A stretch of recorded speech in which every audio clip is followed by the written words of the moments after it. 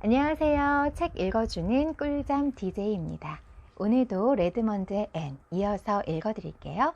드디어 내가 길버트를 사랑하고 있다는 것을 깨닫는 부분까지 읽어드렸습니다. 41. 사랑에는 시간이 필요해. 초록지붕집 현관에 갑자기 길버트가 나타났다. 오늘 오후에 우리가 예전에 걷던 9월 숲을 산책하지 않을래? 헤스터그레이 정원에 가보면 어떨까 해서. 무릎에 얇은 초록색 천을 펼쳐놓고 돌계단에 앉아있던 애는 멍하니 고개를 들었다. 그러고는 아쉬운 듯 천천히 대답했다. 아, 나도 그러고 싶지만 힘들겠는데 길버트? 오늘 저녁에 앨리스 페날로우의 결혼식에 가야 하거든.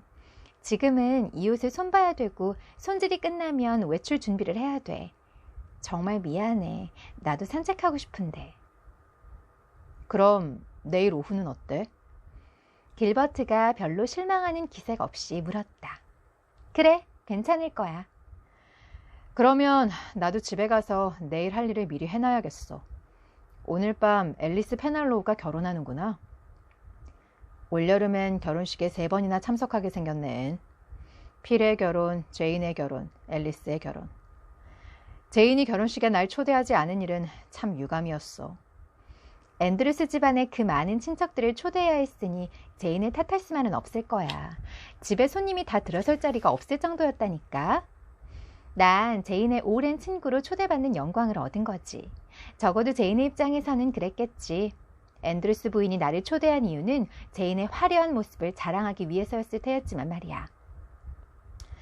정말로 다이아몬드를 너무 많이 달아서 어디까지가 다이아몬드고 어디부터가 제인이었는지 구분이 안 될 정도였어? 길버트의 물음에 앤이 소리내어 웃었다.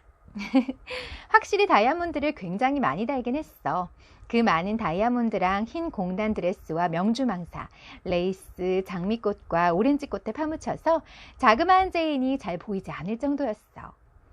하지만 제인은 무척 행복해 보이더라. 신랑 잉글리시 씨도 그랬고 물론 앤드루스 부인도. 오늘 밤에 그 드레스 입을 거야?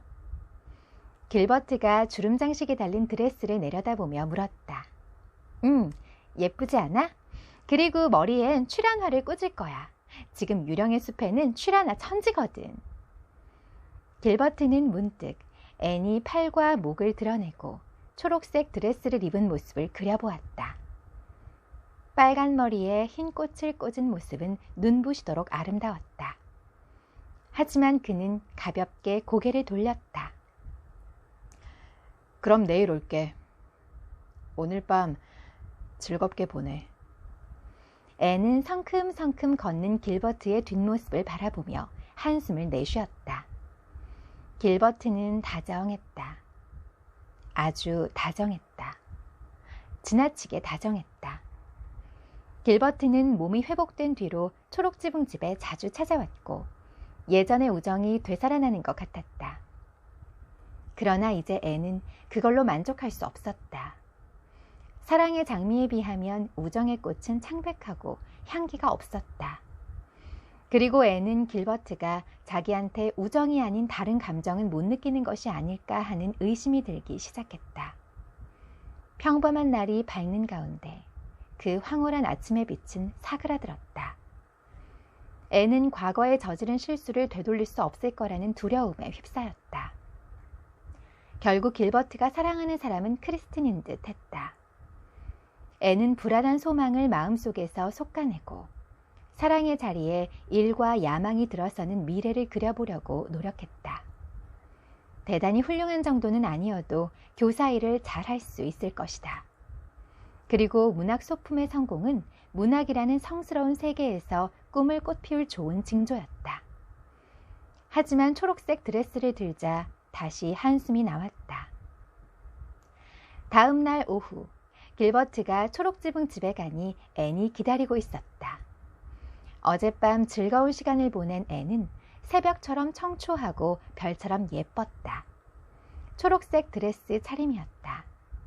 결혼식에 입고 갔던 옷이 아니라 전에 레드먼드의 파티에서 길버트가 특별히 마음에 든다고 했던 옷이었다. 앤의 머리색과 별빛 같은 회색 눈, 백합같이 고운 피부를 한결 돋보이게 하는 초록빛이었다. 나무 그림자가 드리워진 숲길을 나란히 걸으면서 길버트는 앤을 힐끗 쳐다보고 이렇게 아름다운 모습은 본 적이 없다는 생각을 했다. 앤은 가끔 길버트를 힐끗 쳐다보면서 병을 앓은 뒤 훨씬 나이 들어 보인다는 생각을 했다. 소년의 분위기는 영원히 사라진 것 같았다.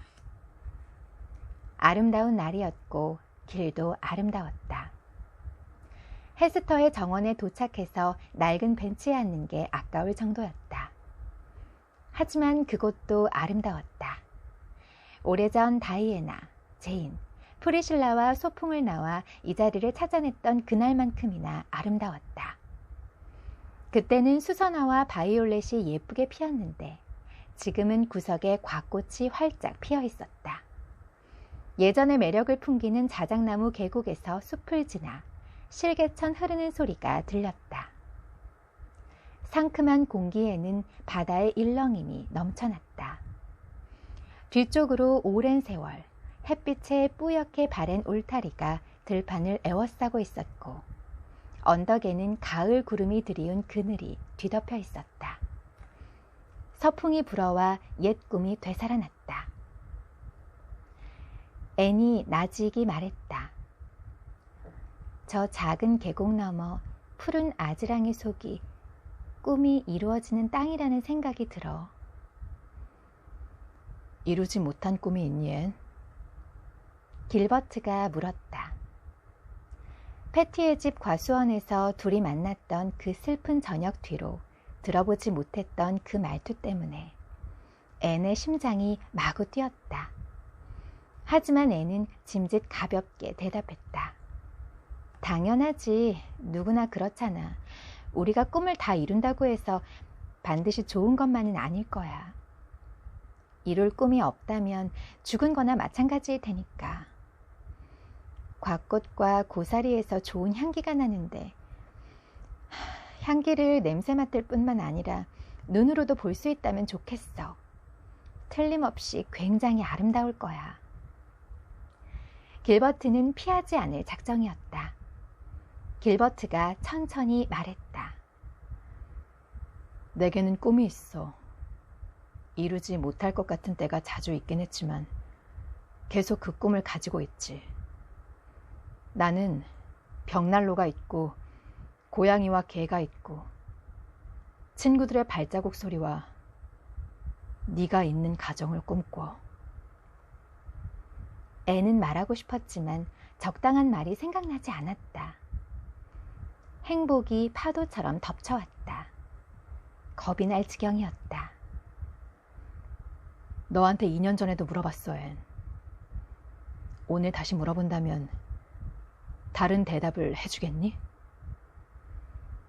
앤은 적당한 대답을 찾는 대신 눈을 들어 사랑이 빛나는 눈길로 길버트의 눈을 한동안 들여다보았다. 길버트도 다른 대답을 원하지 않았다. 그들은 해질녘까지 정원에서 시간을 보냈다. 에덴 동산처럼 아름다운 저녁 어스름이 내렸다. 할 얘기와 추억할 것들, 지금까지 한 말과 일어난 일, 듣고 생각하고 느끼고 오해했던 것들이 너무나 많았다. 나는 네가 크리스틴 스튜어트를 사랑한다고 생각했어.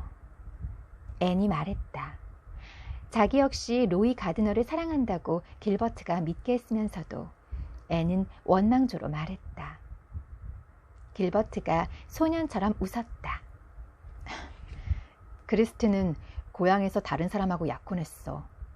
난 그 사실을 알았고 내가 안다는 걸 그녀도 알았지.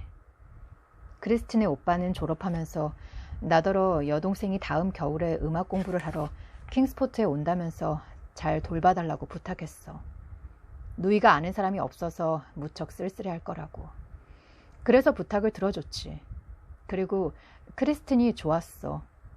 지금까지 알았던 여자 가운데 가장 좋은 사람 중 한 사람이야. 학교에 우리가 사랑에 빠졌다는 소문이 돌았다는 거 알아. 하지만 신경 쓰지 않았지. 너에게 사랑할 수 없다는 말을 들은 뒤 한동안 아무것도 중요하지 않았으니까. 다른 사람은 없었어. 내게는 너 말고 다른 사람은 있을 수 없었어. 어린 시절 학교 다닐 때 네가 내 머리를 내리쳐서 석판을 깬 그날부터 너를 사랑했어. 내가 그렇게 바보처럼 굴었는데도 어떻게 계속 사랑할 수 있었는지 모르겠어. 사랑을 그만두려고 노력했지. 네가 말한 그런 이유 때문이 아니라 가드너가 등장한 뒤 나한테 기회가 없다는 확신이 들었으니까. 하지만 그럴 수가 없었어. 네가 가드너하고 결혼할 거라고 믿으면서 보낸 그 2년이 내게 어떤 시간이었는지 너한테 설명할 수가 없어. 매주 네가 약혼을 발표할 거라고 마음 졸였지. 내가 열병에서 일어난 그 축복받은 날까지도 그렇게 믿었으니까. 그런데 필 고든이, 아니 필 블레이크가 너하고 로이 사이가 아무 관계도 아니라면서 나한테 다시 시도해보라고 충고하는 편지를 보냈어. 그 뒤 의사는 내 빠른 회복에 놀랐지. 길버트가 솔직하게 말했다. 앤은 웃음을 터뜨리고 가볍게 몸을 떨었다. 네가 죽을 거라고 생각했던 밤을 절대 잊지 못할 거야, 길버트. 난 그제야 알았어. 하지만 너무 늦었다는 생각이 들었어. 하지만 그렇지 않아, 앤. 앤. 이 순간이 그동안의 모든 것을 보상해주지 않니? 오늘을 인생이 우리에게 선물해준 완벽하게 아름다운 날로 간직하자. 우리의 행복이 다시 태어난 날이야. 난 언제나 이 헤스터 그레이의 오래된 정혼을 사랑했는데 이제는 한층 더 사랑스럽게 느껴져. 앤이 나지막이 말했다. 하지만 내게 오래 기다려달라고 부탁해야겠어. 내가 의과대학을 마치려면 3년은 걸릴 거야. 그런 다음에도 다이아몬드 셀이나 대리석 복도 같은 건 없을 거야. 길버트가 서글프게 말했다. 앤은 웃음을 터뜨렸다. 난 다이아몬드 셀이나 대리석 복도는 필요 없어. 그냥 너만 있으면 돼. 그 점에 대해서는 필만큼이나 뻔뻔해. 다이아몬드와 대리석 복도도 아주 좋겠지만 그런 게 없으면 상상의 여지가 많아질 거야. 그리고 기다리는 것도 자신 있어. 서로 기다리면서 일하고 꿈꾸면 행복할 거야. 이제 꿈은 정말로 달콤할 거야. 길버트가 앤을 끌어안고 입을 맞췄다. 두 사람은 저녁 어스름 속을 나란히 걸었다. 사랑이라는 세계의 왕과 왕비가 되어서 구불구불한 오솔길에는 여느 때보다 아름다운 꽃이 만발했고 들판에는 소망과 추억의 바람이 불고 있었다. 대망의 레드먼드의 앤 끝났습니다. 잘 들어주셨어요?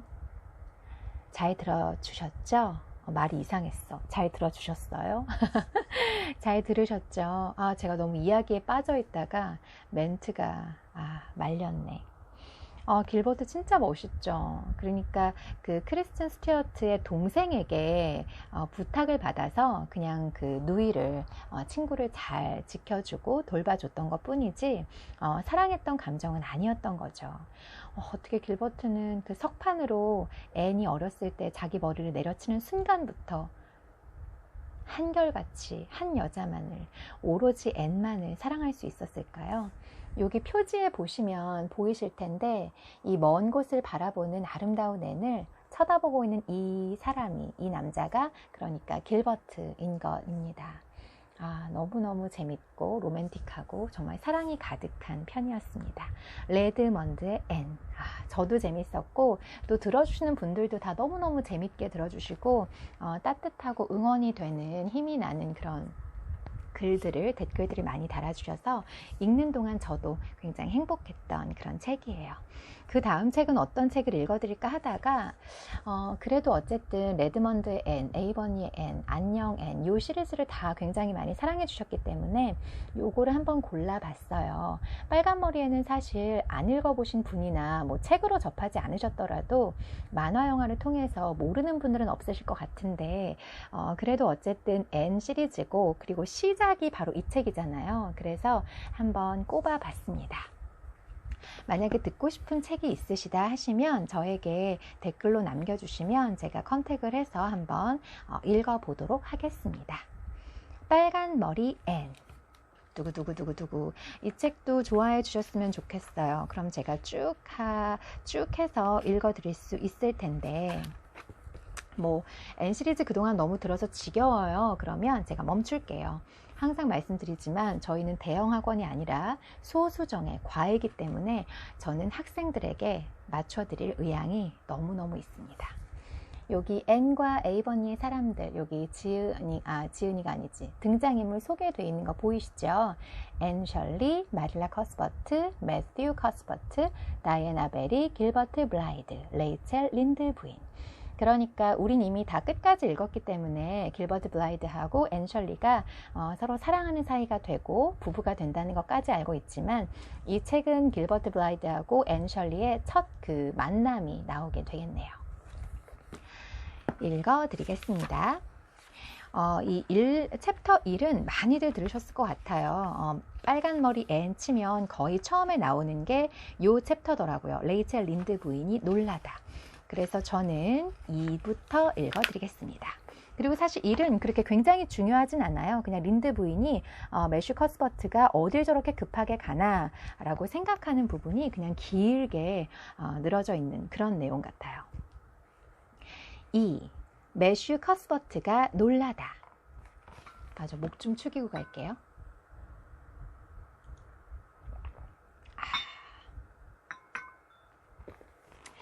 2. 매슈 커스버트가 놀라다. 매슈 커스버트와 밤색 노새는 브라이트강 역까지 12km가 넘는 길을 느긋하게 터벅터벅 가고 있었다. 아담한 농장들 사이로 뻗어있는 길은 몹시 아름다웠다. 이따금 전나무 사이를 지나갈 때에는 밤살 향내가 솔솔 풍겨나왔고 야생 자두나무들이 서 있는 골짜기를 지나갈 때면 하늘거리는 꽃이 몸을 내밀고 있었다. 사과나무 가수원의 수많은 사과들이 내뿜는 숨결 덕분에 공기는 향긋했고 풀밭은 진주빛과 자줏빛 아지렁이가 피어나는 지평선 멀리까지 비스듬히 뻗어 있었다. 그리고 매슈는 도중에 마주치는 여자들에게 고개 숙여 인사할 때를 빼고는 자신의 드라이브를 즐겼다. 프린스 에드워드 섬에서는 길 가다 사람을 만나면 설사 모르는 사람이더라도 고개 숙여 인사했다. 매슈가 브라이트 강역에 도착했을 때 기차가 왔다 간 흔적은 없었다. 매슈는 너무 일찍 왔다고 생각하며 조그만 브라이트강 호텔의 뜰에 말을 메어놓고 역으로 갔다. 긴 플랫폼은 사람이 거의 없어 한산했다. 단지 저편 맨 끝에 판자더미 위에 여자아이 같아 보이는 사람 하나가 앉아있는 모습만 눈에 띌 뿐이었다. 매슈는 그 사람이 여자아이라는 사실을 알아차리고서 그쪽은 아예 쳐다보지도 않고 되도록 빨리 지나갔다. 매슈가 그 여자아이를 쳐다보기만 했다면 아이의 태도와 표정에서 팽팽한 긴장감과 기대감을 읽을 수 있었을 것이다. 여자아이는 뭔가 또는 누군가를 기다리며 앉아 있었다. 아이는 가만히 앉아서 기다리는 일 밖에는 달리 할 수 있는 일이 없었기 때문에 혼신의 힘을 다해 기다렸다. 매슈는 저녁을 먹으러 집에 가려고 매표소 문을 닫고 있는 역장과 마주쳤다. 매슈는 역장에게 5시 30분발 기차가 곧 오느냐고 물었다. 활달한 역장이 대답했다.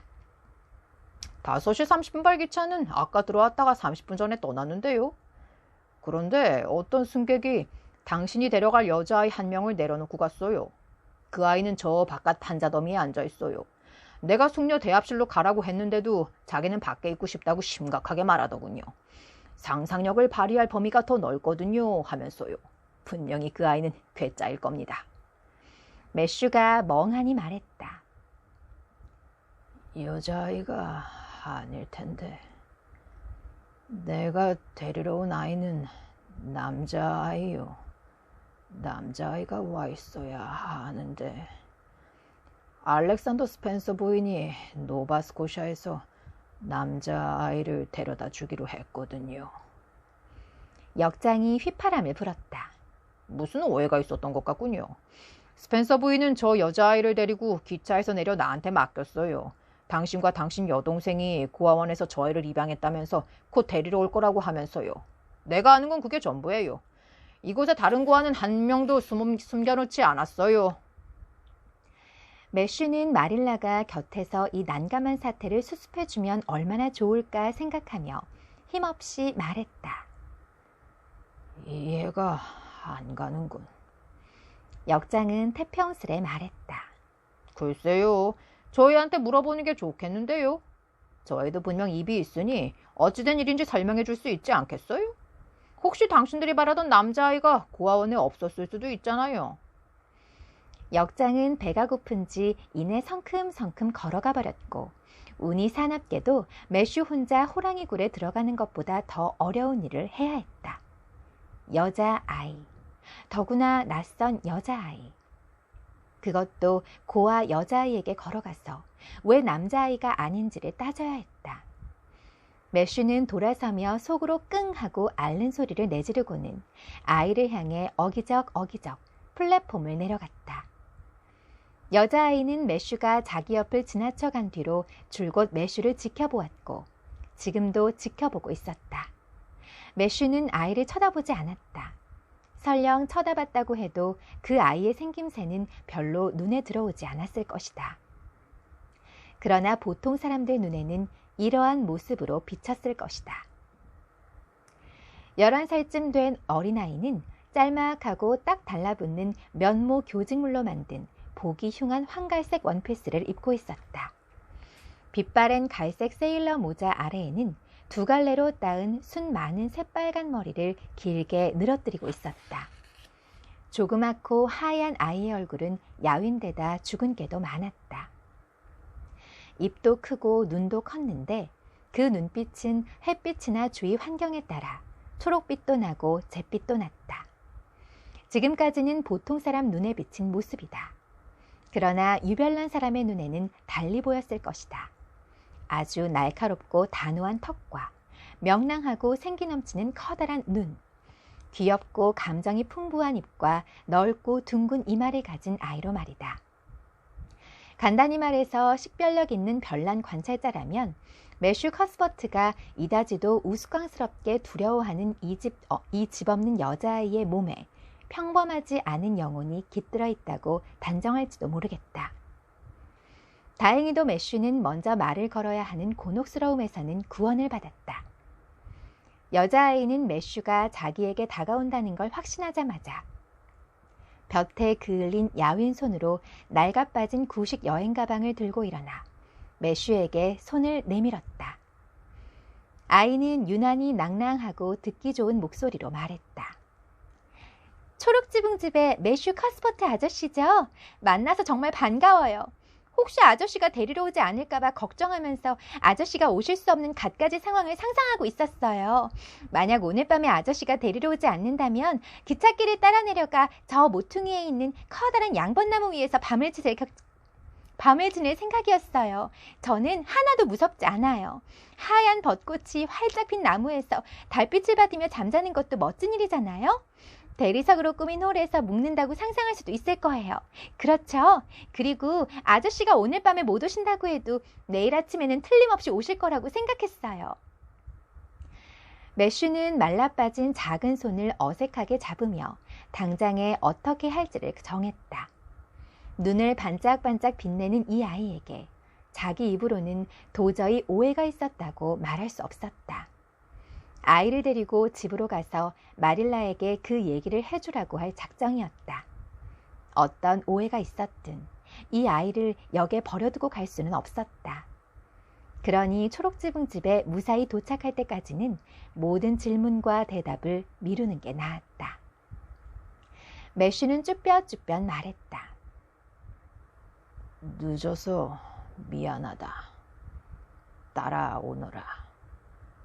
말은 저기 들에 있어. 가방 이리 다오. 아이는 명랑하게 대답했다. 어머, 제가 들게요. 무겁지 않아요. 이 세상에 있는 제 물건이 몽땅 이 가방 안에 있지만 무겁지는 않아요. 그리고 정해진 대로 들지 않으면 손잡이가 빠져버려요. 그러니 손잡이 잡는 요령을 아는 제가 드는 게 낫죠. 아주 낡은 가방이거든요. 아저씨가 와주셔서 정말 기뻐요. 양번나무 위에서 자는 것도 멋있겠지만요. 한참 가야 하죠. 스펜서 아주머니 말로는 12km 정도 떨어져 있다던데 저는 드라이브를 좋아하니까 잘 됐어요. 아저씨의 가족으로 함께 사는 건 정말 좋을 것 같아요. 저는 누구의 가족이 되어본 적이 없거든요. 진짜 가족 말이에요. 고아원은 끔찍해요. 저는 넉 달밖에 살지 않았지만 그걸로 충분해요. 아저씨는 고아원에서 지내본 적이 없을 거예요. 그러니 그곳이 어떤 곳인지 전혀 모르시겠죠. 아저씨가 상상도 할 수 없을 만큼 나쁜 곳이에요. 스펜서 아주머니는 이런 식으로 말하는 게 못된 짓이라고 했지만 제가 일부러 못되게 굴려고 하는 말은 아니에요. 그걸 모른다면 나쁜 아이가 되는 건 아주 쉽죠. 안 그래요? 사람들은 좋아요. 고아원 사람들 말이에요. 하지만 고아원에서는 고아들에 대해서밖에 상상할 거리가 없어요. 이런 상상을 하면 아주 재미있어요. 아저씨 옆에 앉아있는 여자아이가 사실은 공장님의 딸일 수도 있다는 상상 말이에요. 그 아이는 갓난아기 때 못된 유모한테 유괴당해 버려졌는데 유모는 그 일을 털어놓기도 전에 죽고 말했다고 상상하는 거죠. 저는 밤마다 자리에 누워 그런 상상을 했어요. 낮에는 그럴 시간이 없으니까요. 그래서 이렇게 말랐나 봐요. 저 지독히도 말랐죠. 그렇죠? 제 몸은 뼈다귀밖에 안 남았어요. 전 팔꿈치가 오폭 들어갈 만큼 포동포동하고 멋있는 저를 상상하는 게 무지 좋아요. 매슈의 길동무는 숨이 가쁘기도 하고 마차 있는 곳까지 다 오기도 해서인지 이야기를 그만했다. 아이는 그 마을을 떠나 비탈진 작은 언덕길로 내려갈 때까지 줄곧 한마디도 하지 않았다. 부드러운 흙을 깊이 깎아 만든 비탈길 가에는 그들의 머리에서 1m 위쯤에 꽃이 만발한 양번나무와 희고 가냘픈 자작나무들이 쭉 늘어서 있었다. 아이는 손을 뻗어 마차 옆으로 스쳐 지나가는 야생 자두나무 가지를 꺾었다. 아름답지 않아요? 비탈에서 몸을 내밀고 있는 저 나무, 레이스 모양의 새하얀 나무 말이에요. 저 나무를 보면 무슨 생각이 나세요? 모르겠어. 물론 새색시죠. 예쁘고 신비스러운 면사포를 쓰고 새하얗게 차려입은 새색시 말이에요. 새색시는 한 번도 본 적이 없지만 어떤 모습일지는 상상할 수 있어요. 제가 새색시가 될 거라곤 기대하지 않지만요. 너무 못생겨서 아무도 저랑 결혼하고 싶어 하지 않을 테니까요. 혹시 외국인 선교사라면 모를까. 외국인 선교사라도 아주 유별나진 않겠죠? 하지만 저도 언젠가는 하얀 드레스를 입어보고 싶어요. 그건 이 세상의 행복 중에서 제가 가장 바라는 꿈이에요. 전 예쁜 옷이 무지무지 좋아요. 그런데 제 기억에는 예쁜 옷을 입어본 적이 없어요. 그러니 더욱 학수고대하던 게 당연하지 않겠어요? 게다가 저는 화려하게 차려입은 모습을 떠올릴 수도 있어요. 오늘 아침 고아원에 떠나올 때 이 끔찍한 낡은 원피스를 입어야 해서 무척 부끄러웠어요. 고아들 모두가 이 옷을 입어야 하거든요. 지난 겨울 호프턴에 사는 한 상인이 고아원에 면무 교직물 300마를 기증했어요. 어떤 사람들은 그 상인이 옷감을 다 팔 수 없었기 때문이라고 하지만 전 그 아저씨가 마음이 착해서 그랬다고 믿고 싶어요. 아저씨도 그렇게 믿고 싶으시죠? 제가 기차에 올라탔을 때 모든 사람들이 저를 쳐다보면서 꼭 동정하는 것만 같았어요. 하지만 저는 기를 쓰고 제가 세상에서 가장 아름다운 엷은 남빛 실크 드레스를 입고 있다고 상상했어요. 되게 상상할 때는 훌륭한 걸 상상하는 게 좋거든요. 하늘거리는 깃털과 갖가지 꽃으로 장식한 커다란 모자, 금시계, 새끼 염소 가죽으로 만든 구두와 장갑. 저는 금방 기분이 좋아져 2, 3으로 오는 여행을 마음껏 즐길 수 있었어요. 배를 타고 오는 동안에도 전혀 속이 울렁거리지 않았어요. 스펜서 아주머니도 마찬가지였죠. 보통 때는 속이 좋지 않았는데 제가 물속에 빠지지는 않을까 지켜보느라 속이 울렁거릴 사이도 없었대요. 저처럼 헤매고 다니는 사람은 본 적이 없다나요? 하지만 스펜서 아주머니가 저 때문에 뱃멀미를 하지 않았다면 제가 헤매고 다닌 게 다행이지 않을까요? 저는 그 배에서 볼 수 있는 건 모조리 보고 싶었어요. 그런 기회가 또 있을지 알 수 없으니까요. 어머, 저쪽은 활짝 핀 벚꽃이 더 많네. 이 섬처럼 꽃 천지인 곳은 없을 거예요. 벌써부터 전 이곳이 좋아졌어요. 여기서 살게 되어 정말 기뻐요. 프린스 에드워드 섬이 세상에서 가장 아름다운 곳이라는 말은 들었어요. 그래서 곧잘 여기에서 사는 상상을 했죠. 하지만 정말 그렇게 되리라고는 상상도 못했어요. 상상이 현실로 이루어진다는 건 기쁜 일이에요. 그렇죠? 그런데 이 붉은 길은 무척 우스꽝스럽네요. 샬롯타운에서 기차로 갈아타고 오는데 갑자기 붉은 길들이 휙 스치고 지나갔어요. 그래서 스펜서 아주머니한테 왜 길이 붉은지 물었죠. 아주머니는 모른다고 하면서 제발 더 이상 물어보지 말라고 했어요. 제가 질문을 1000번도 더 했다나요? 저도 그런 것 같긴 했어요. 하지만 질문을 하지 않는다면 세상을 어떻게 알겠어요? 그런데 왜 길이 붉은 거죠? 잘 모르겠다. 오늘은 여기까지예요. 너무 숨차. 너무 힘들어.